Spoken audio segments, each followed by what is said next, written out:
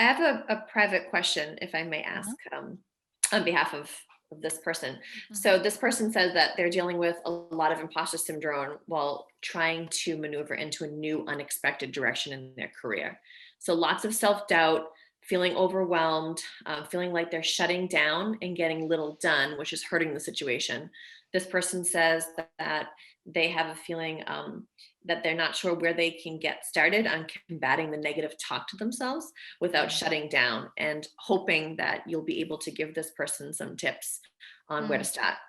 Yeah, and I'm so sorry to hear, and you're far from alone in that, and thank you for sharing and opening up. I saw heads nodding. Um so I would say the first place to start is by breaking down the tasks you have to do into as micro as humanly possible.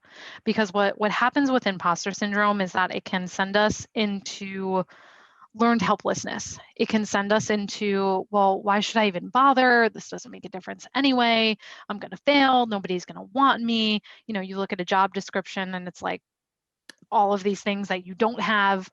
Um, and so that's why you get into that place of kind of avoidance and retreats. Like it's learned helplessness. Why should I even bother if it's not going to make a difference?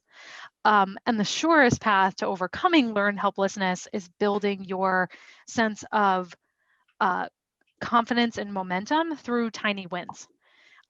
So even if it's not even related to your job search right now, but if you make one promise a day and keep it to yourself and actually reflect on that fact, like write down what your promise to yourself is that day, and then go back and reflect on how you kept this to yourself, what helped you with that, that's going to make a difference. Um, because you need to rebuild your trust in yourself, and you build credibility with yourself in proportion to the number of promises you keep to yourself. And so if you are the one that keeps letting yourself down, then that's something you can control.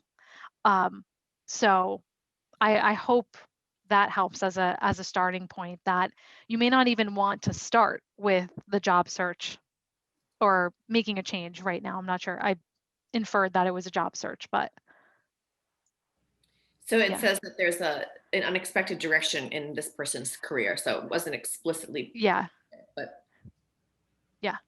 Yeah, and the fact that just because many times we get into emotional reasoning, thinking that because I feel imposter syndrome, that means I've done something bad or that means I'm wrong, right? But just because you have these feelings doesn't mean anything is wrong with you or that you should feel guilty or shameful. It's the fact that you're entering a new experience. This happens to be your response to uncertainty, but don't make it mean something negative about you. right. So that's my golden coaching question is I ask my clients over and over again, what are you making this mean about you? Because that's an interpretation we get to choose, right? And often we choose the most critical, meanest interpretation and not the most generous.